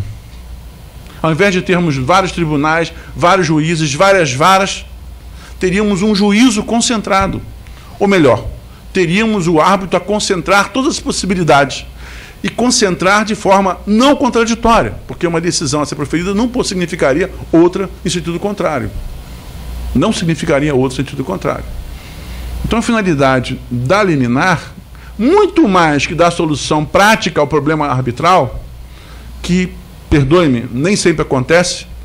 Hoje em dia nós temos um movimento, creio eu, lamentável, invertido, da arbitragem como fonte de conflito a ser resolvido no próprio judiciário. Isso é um problema, é quase uma contradição na suposta tentativa de celeridade com a arbitragem, porque ela não consegue vencer esses desafios de restrição que não se compreende, que não possa ser com comprometimento de terceiros também integrados ao contexto. Pois bem, a finalidade dessas liminares arbitrais, na arbitragem, é simplesmente a finalidade básica, a finalidade basilar de impor deveres absolutos, de impedir, de alguma maneira, que haja uma multiplicação de órgãos para emitir juízos a fim de deferir liminares e, na maioria das vezes, contraditórios.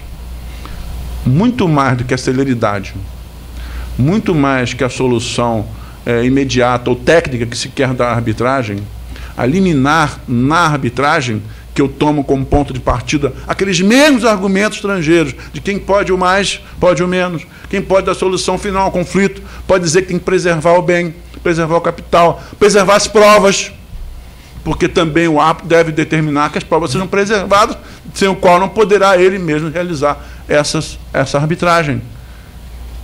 De forma que a finalidade dessas liminares, hoje, a finalidade de ordem prática é impor a impossibilidade, por abstenção, por comprometimento com a própria arbitragem, que as pessoas possam ter outros juízos distribuídos, de forma que, com essa possibilidade, nós teríamos condições de universalizar os conflitos em matéria de arbitragem. Ou seja, a finalidade da liminar é, no meu entender, universalizar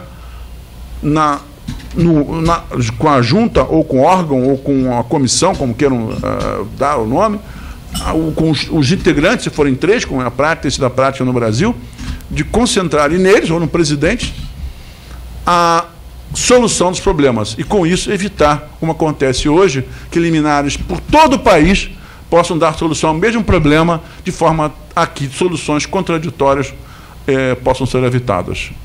Espero ter dado alguma contribuição. Muito obrigado.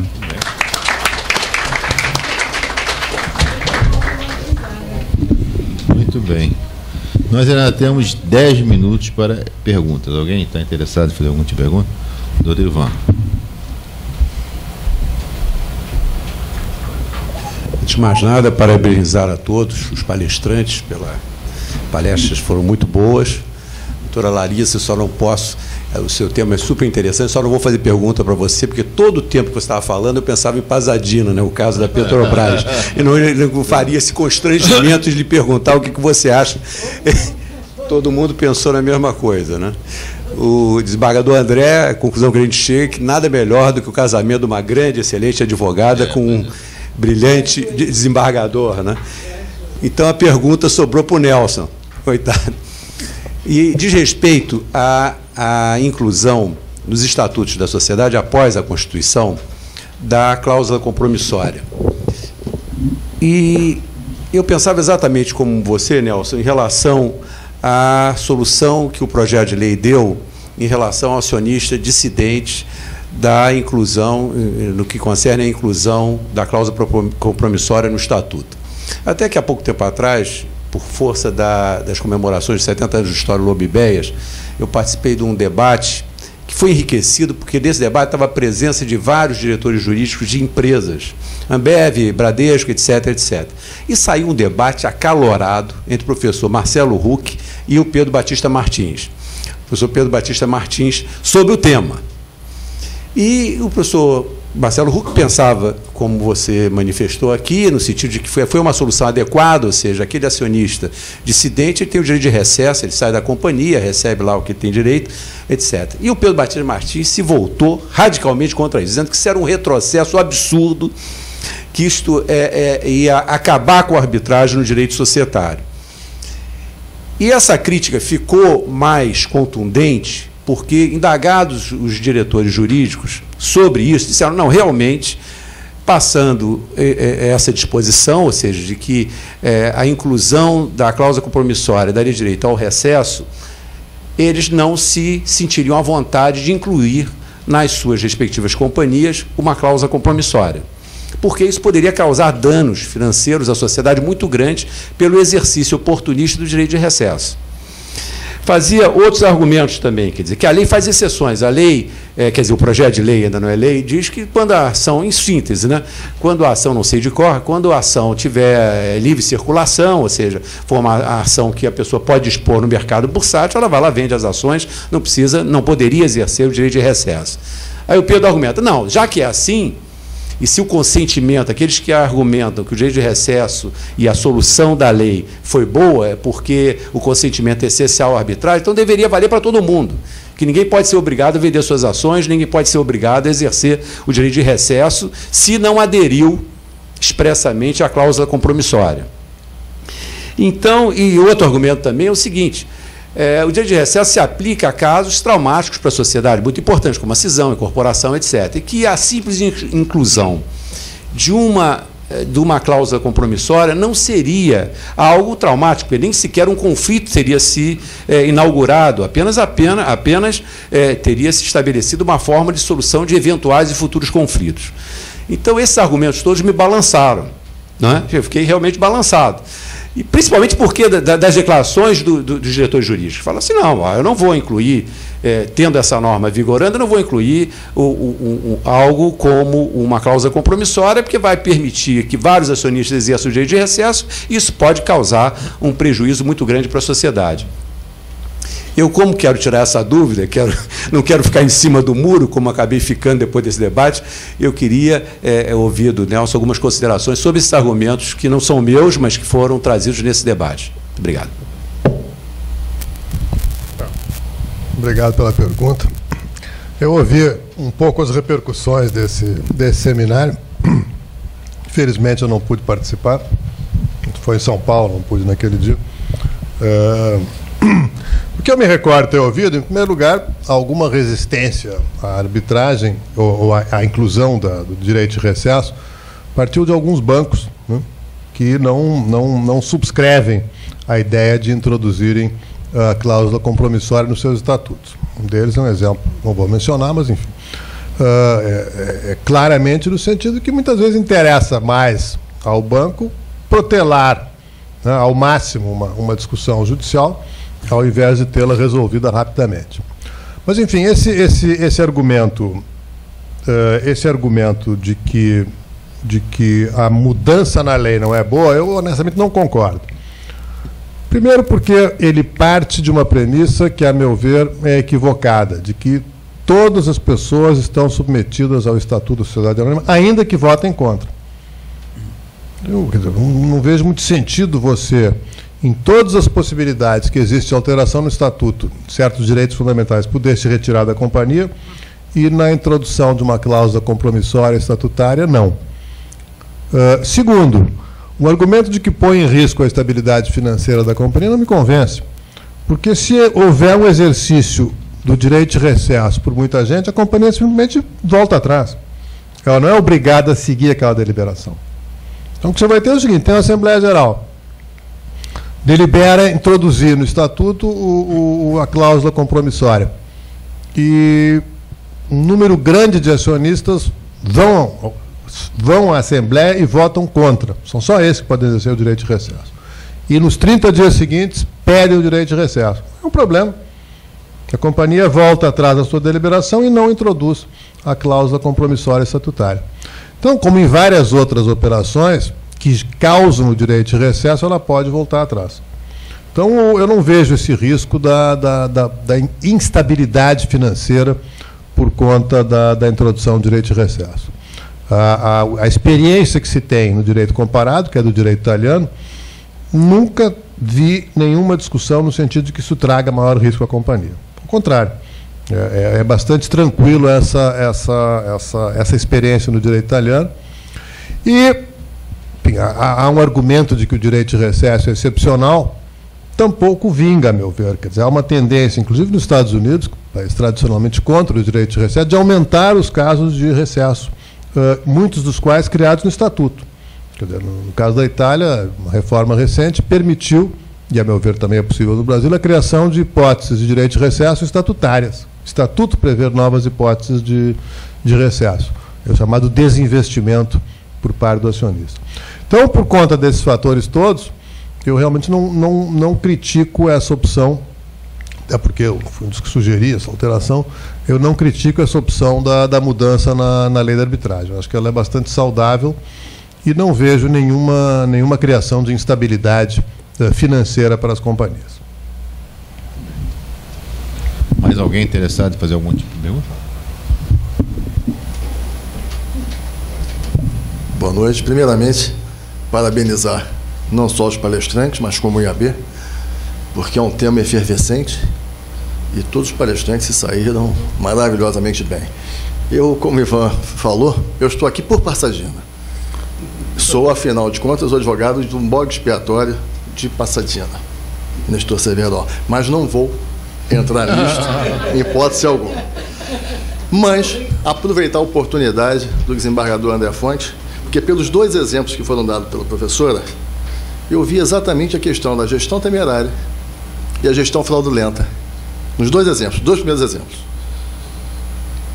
Seria o dever de diligência culposo ou doloso? Seria crime de perigo abstrato? Entraríamos no rol da gestão temerária ou não? Poderia uma SA que não está vinculada ao sistema financeiro ser sujeito passivo do delito? Pela Lei 8.137? Sim.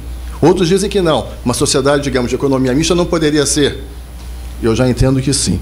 Vou colocar esta situação nas mãos do nobre desembargador, que atua na área penal, na Justiça Federal, para saber o entendimento dele. Poderíamos ou não ter uma sociedade que tem ações no mercado balcão ou que busca na sociedade, através de fundos de garantia, seja lá o que for, capitaliza-se através disso, se essa sociedade poderia ou não ser sujeito passivo num crime de gestão temerária ou fraudulenta, inerente às sociedades, às instituições financeiras.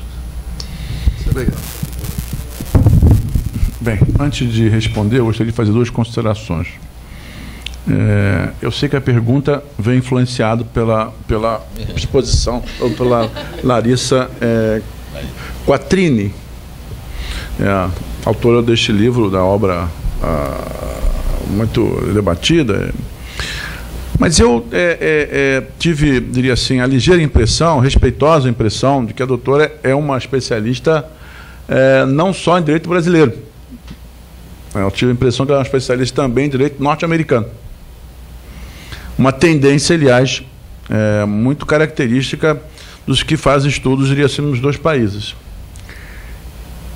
Particularmente, eu, se fosse advogado, eu ficaria muito mais à vontade em enfrentar um advogado com essa dupla visão do que com um advogado com a visão só brasileira. Porque o juiz brasileiro não tem essa visão. Ele tem uma visão.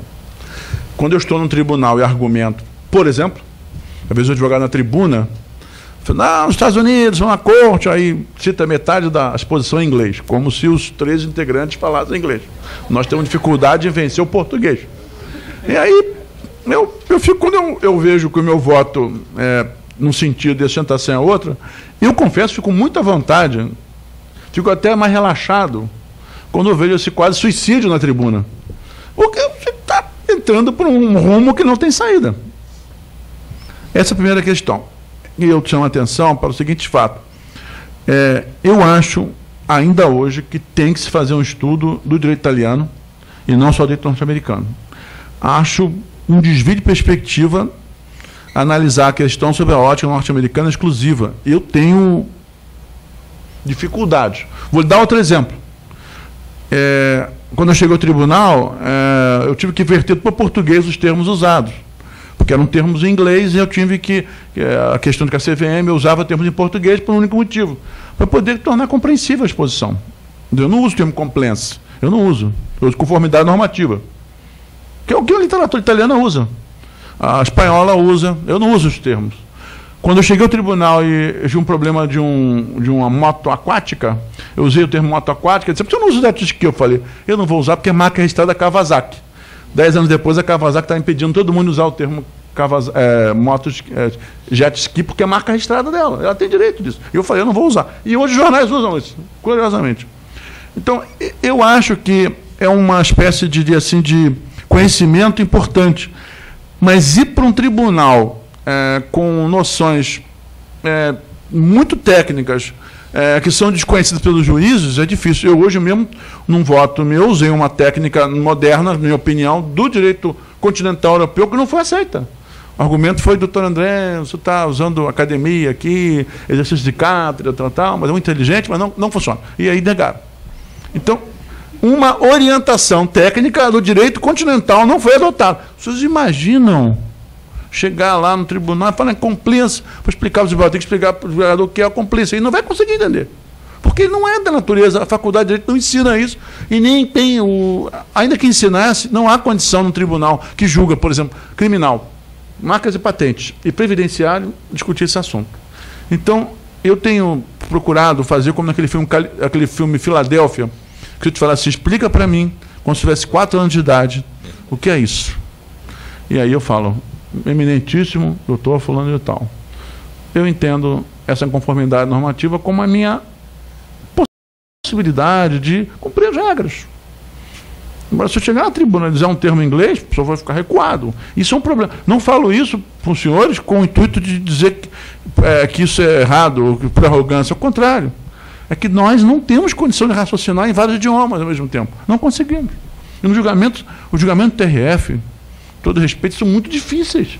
Os colegas são muito preparados. Eles catucam mesmo. É uma guilhoma, assim, usou isso, e aí pega a página tal, olha o que o senhor escreveu aqui. E é difícil da hora. Então, os advogados, quem? O doutor Ivano Ferreira, doutor Freud também, que está sempre lá tendo êxitos e mais êxitos, tem o maior cuidado. O doutor Freud é da Academia Francesa de Juristas, e tem lá o cuidado dele de usar o bom Machado de Assis. Então, eu tenho essas preocupações. E no direito societário, e no mercado acionário, as pessoas acham que esses termos econômicos vão entrar lá com facilidade. Não adianta, o juiz não sabe disso. Ah, mas é uma blue chip. Blue chip é aquele homem azul lá da TIM? Porque a gente não sabe o que é isso. Não adianta querer dizer isso. Mas as pessoas vão para a tribuna fazerem isso. Estou dizendo para os senhores que tem que haver uma adaptação. Ninguém anda de carro com volante à direita no Brasil. Anda? Não, anda na esquerda, porque Henry Ford usou isso e nós adaptamos. Por que vou usar com carro volante esquerda no Brasil? Se o guarda não vai entender, o outro, se ele entender, o segundo não vai entender, o segundo, terceiro não vai atender e vai parar, todos vão parar, só não pode dar esse carro à direita aí. Então, eu tenho a impressão que a primeira coisa é falar um português. Sem português não dá para começar. Então, eu estou falando isso com todo respeito, porque eu sei que o livro é um livro, por exemplo, muito preocupado em chamar a atenção do problema e dar diria assim, atualidade ao problema. Mas a pergunta é, será que nós não poderíamos fazer isso meio que adaptados? Não dá para pôr o volante no meio, nem na direita. Então, deixando da esquerda mesmo. Então, vamos tentar fazer isso. Segunda coisa que eu chamaria a atenção. Eu li a história dos Estados Unidos, e tenho vários autores, eu posso citar de memória, se quiserem trocar ideias sobre o assunto. Eu li direito norte-americano, vários autores, para poder argumentar o que eu vou dizer agora. Alguns autores são até pouco conhecidos.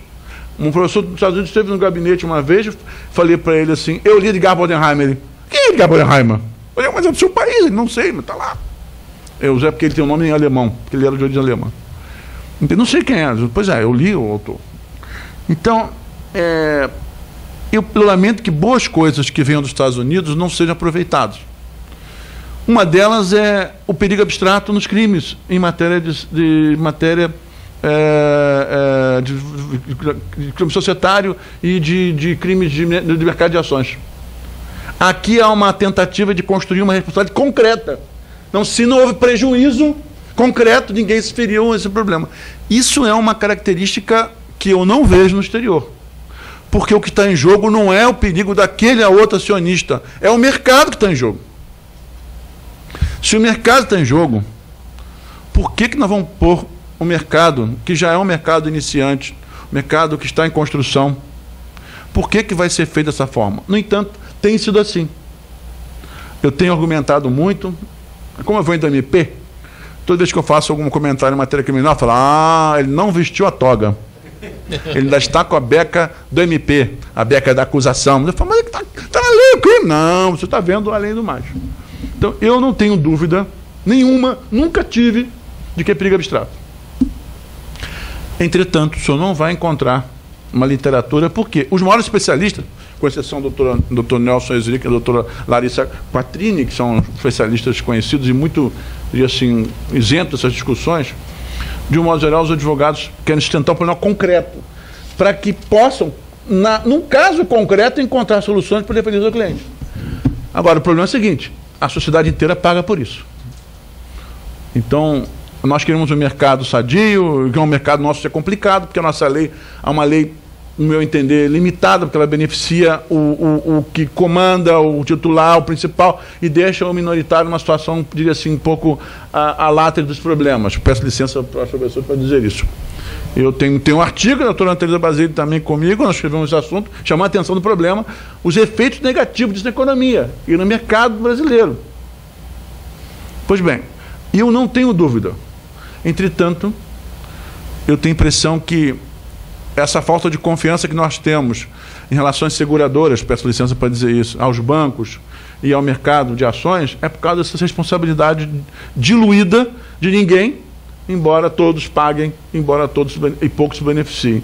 Então eu não tenho dúvida que é perigo abstrato. E esses crimes que a literatura questiona tanto, de gestão fraudulenta, a gestão fraudulenta, totalmente criticado na literatura. Os maiores especialistas do Brasil criticam o tipo.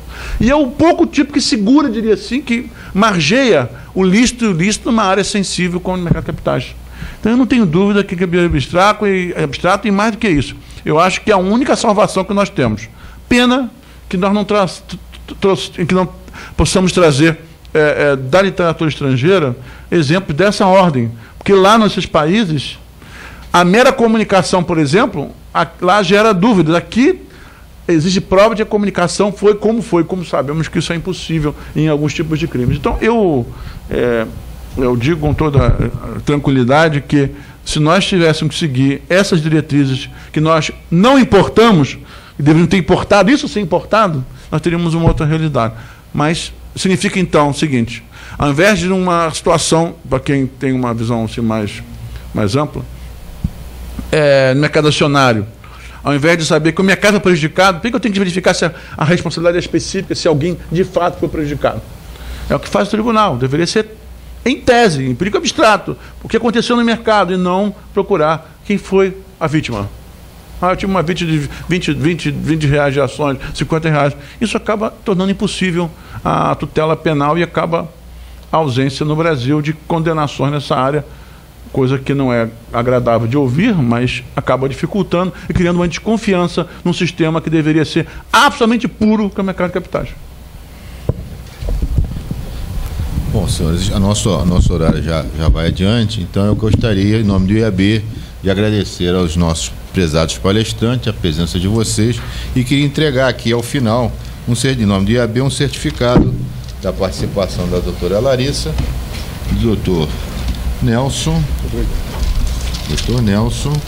e aqui por procuração do nosso desembargador. Mas vai ter direito ao seu próprio, não tenha dúvida. Então, muito obrigado, está encerrada a sessão. Esse seu certificado.